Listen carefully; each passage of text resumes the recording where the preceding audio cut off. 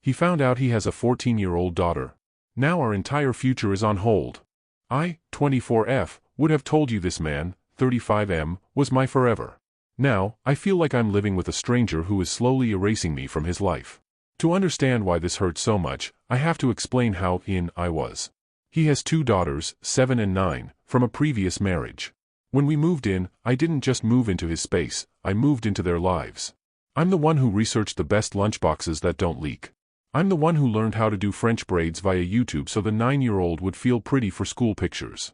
I've been the bonus mom, without the title, handling the bedtime routines, the laundry, and the emotional labor that comes with a blended family.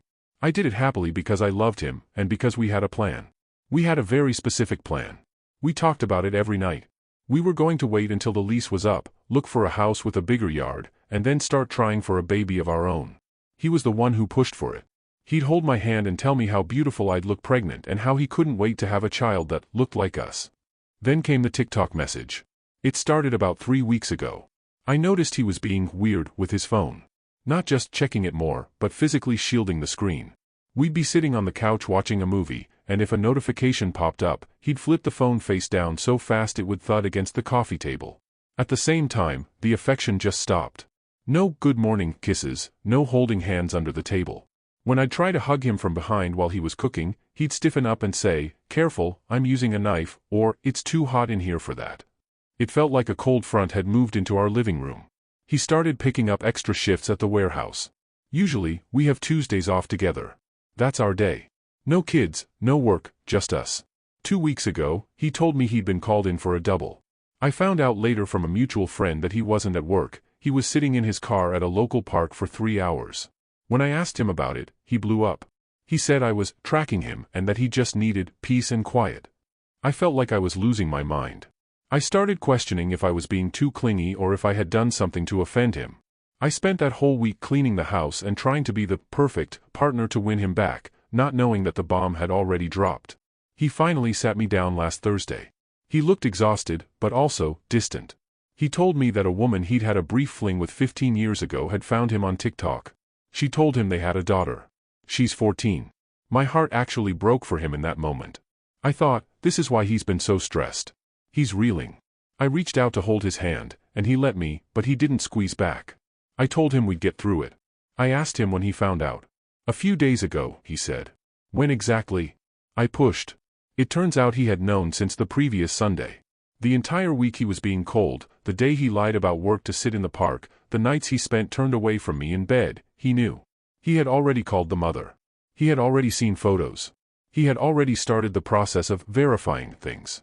I felt a wave of nausea. "Why didn't you tell me the day you found out?" I asked. "We live together. We're partners." He just shrugged. "I needed to handle it. It's my life. It has nothing to do with you yet. It has nothing to do with you." That phrase has been ringing in my ears ever since. How does a man I share a lease, a bed, and a future with tell me that a life-altering event like a new child has nothing to do with me? Since that conversation, he has completely shut me out of the process. He told me he wanted to meet her privately first. I respected that. But then I found out he took his other 2 daughters to meet her. He took them to a diner on Saturday morning while I was at home doing their laundry and prepping their school bags for the coming week. When they came home, the girls were buzzing. "She looks just like Daddy," the 7-year-old screamed. I had to stand there, a basket of their dirty socks in my hands, and pretend I wasn't dying inside. He wouldn't even look at me. He just ushered them into the kitchen to talk about it. I waited until the girls went to bed to try and talk to him. I asked how the meeting went. I asked if he was okay. He was short with me. It was fine. She's a good kid. Then I asked the question that's been eating me alive, what does this mean for us? For our plans? He didn't even hesitate. The baby thing? That's off the table. I can't think about that. I have a 14-year-old who needs me. I probably won't ever want to start over again now. I've got 3 kids to worry about. My free time is going to be spent with her now. I reminded him that he was the one who wanted a baby with me. I reminded him that I'm 24 and I've made it clear that being a mother is my dream. He just looked at me with this flat, uncaring expression and said, "People change their minds. Life changes.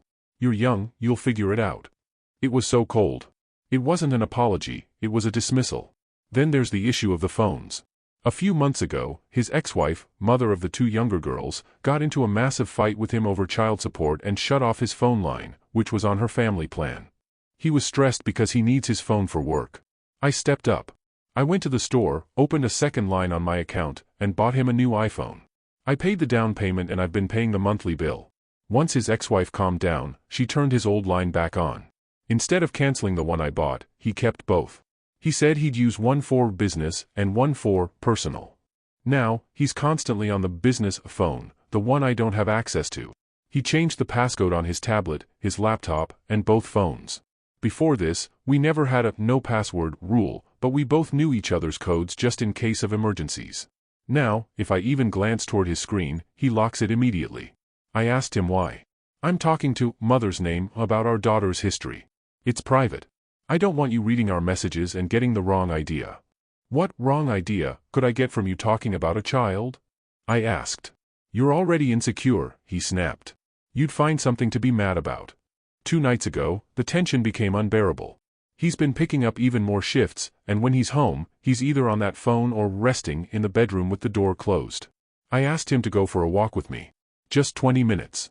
He sighed like I was asking him to run a marathon, but he came. I told him, I feel like I'm losing you. I feel like you're reconnecting with this woman from your past and you're pushing me out to make room for her. Does finding out about this daughter, and talking to her mother again, bring up old feelings? Do you still have feelings for her?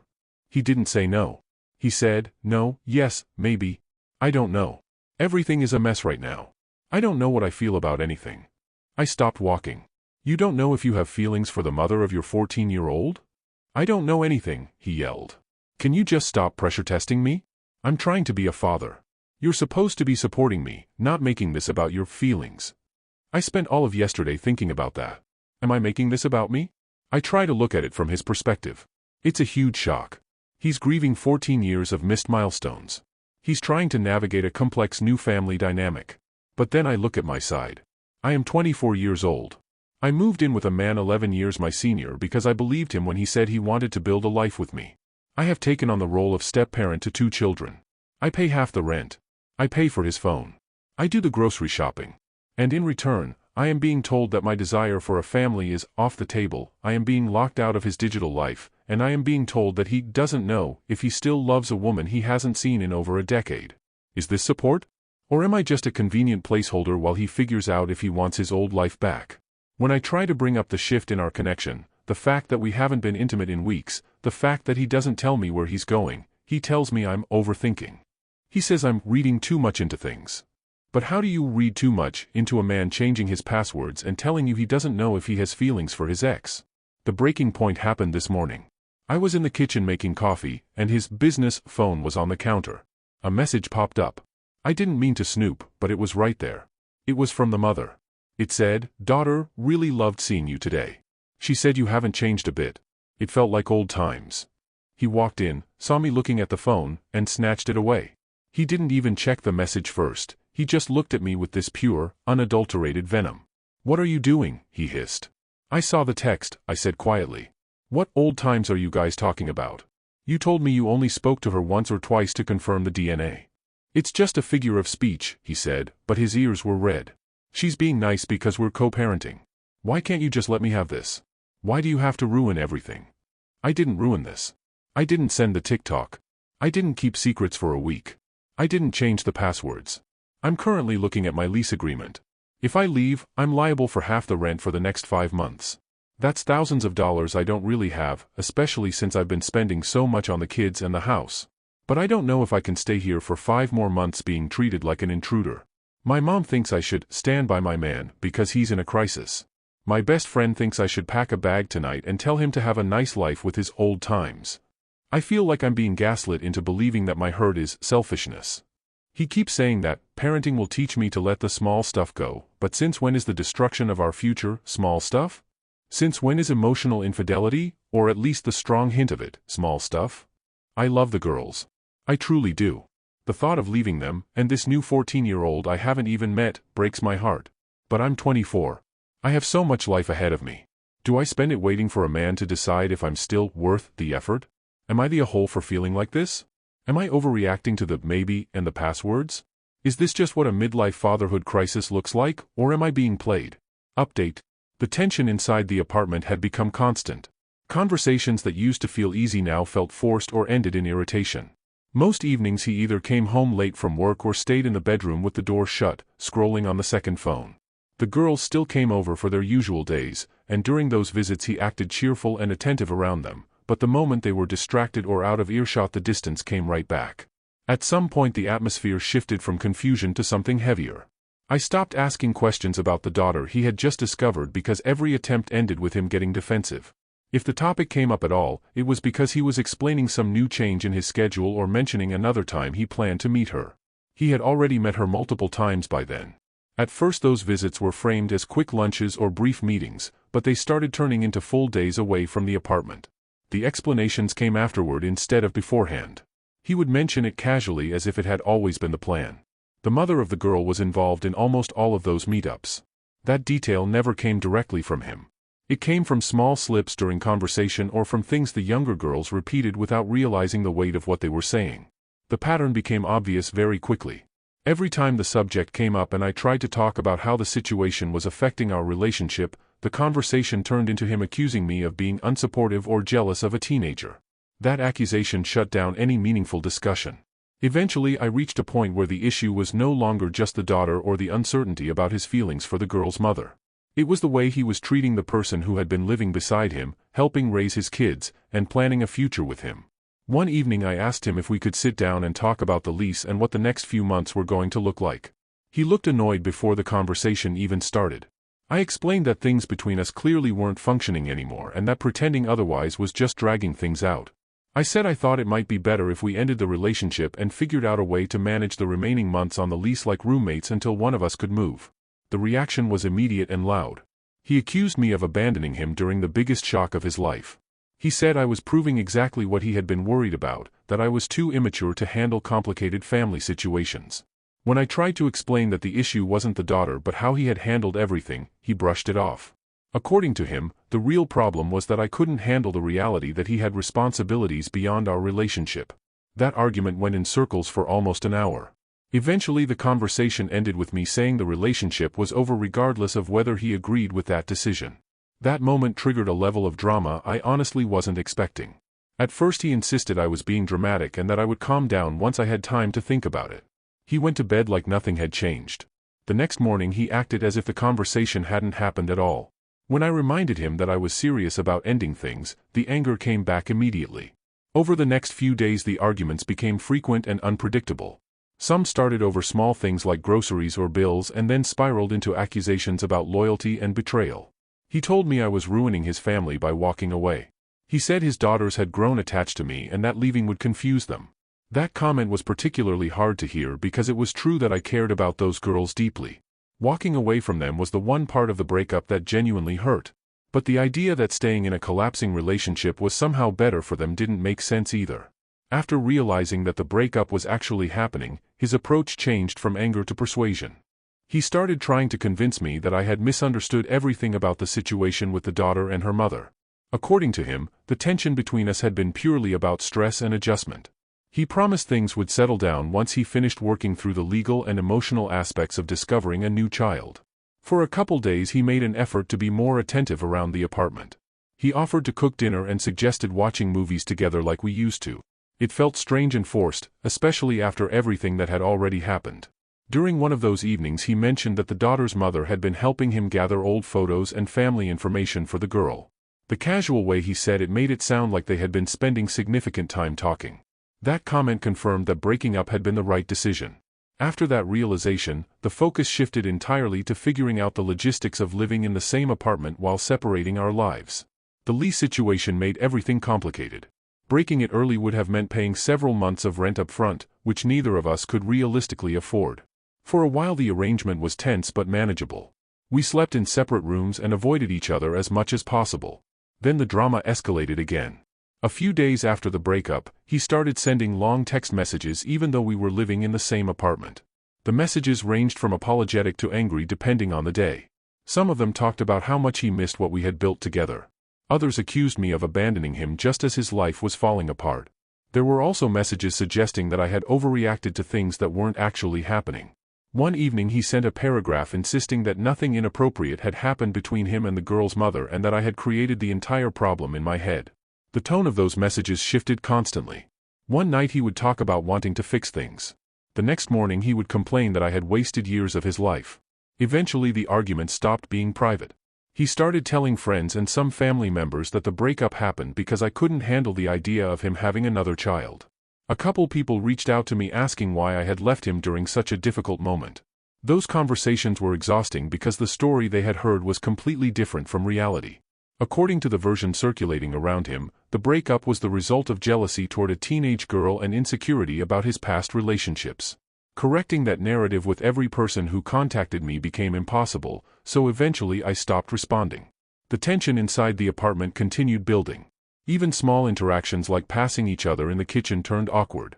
Around that time he started staying out overnight more often. When he did come back, he looked irritated whenever I asked basic questions about shared responsibilities like utilities or rent. The last major argument happened about 3 weeks after the breakup. He came home late one night and started complaining about how uncomfortable the living arrangement had become. He said it was impossible to move forward with his life while still sharing space with someone who had turned against him. That statement led into another long speech about how I had betrayed him during a critical moment. At that point the conversation shifted from the relationship to practical decisions. I told him I was actively looking for someone to take over my portion of the lease. I had already contacted the property manager about the possibility of subletting. He reacted badly to that news. Apparently he hadn't expected me to actually follow through with leaving. The idea that a stranger might move into the apartment upset him enough that the argument started all over again. Eventually the property manager confirmed that transferring the lease to a new tenant would be possible as long as the replacement passed the usual screening process. That opened the door to finally ending the living arrangement. Within a couple weeks I found someone interested in taking over my part of the lease. The day I started packing my belongings was strangely quiet. He stayed mostly in his room while I boxed up clothes, books, and kitchen items that I had brought into the apartment when we first moved in together. At one point he came into the living room and asked if I was really leaving without trying one last time to work things out. The question sounded more tired than angry. I told him the situation had gone too far for that. He didn't argue after that. A few days later I finished moving my things out. The lease transfer was finalized shortly after. Since leaving the apartment, the contact from him has slowed down but hasn't completely stopped. Every so often a message still appears asking if I regret the decision or suggesting that things could have been different if I had waited longer. Those messages usually go unanswered. The reality now is much simpler than it felt during those chaotic weeks. The relationship ended because the trust and partnership that originally brought us together disappeared somewhere in the middle of that situation. Finding out about a 14-year-old daughter was obviously a huge life event for him. No one could expect that to be easy or simple. But the way everything unfolded after that discovery changed the dynamic between us in ways that couldn't be repaired. Walking away from the girls was the hardest part of the entire process. They were innocent in all of this and had no control over the adult decisions happening around them. Still, staying in a relationship built on secrecy, resentment, and constant arguments would have created an even worse environment for everyone involved. The apartment is no longer part of my life now. Neither is the chaos that came with those final weeks. Thanks for watching. Don't forget to like, share, and subscribe to Daily Tales Update for more such stories.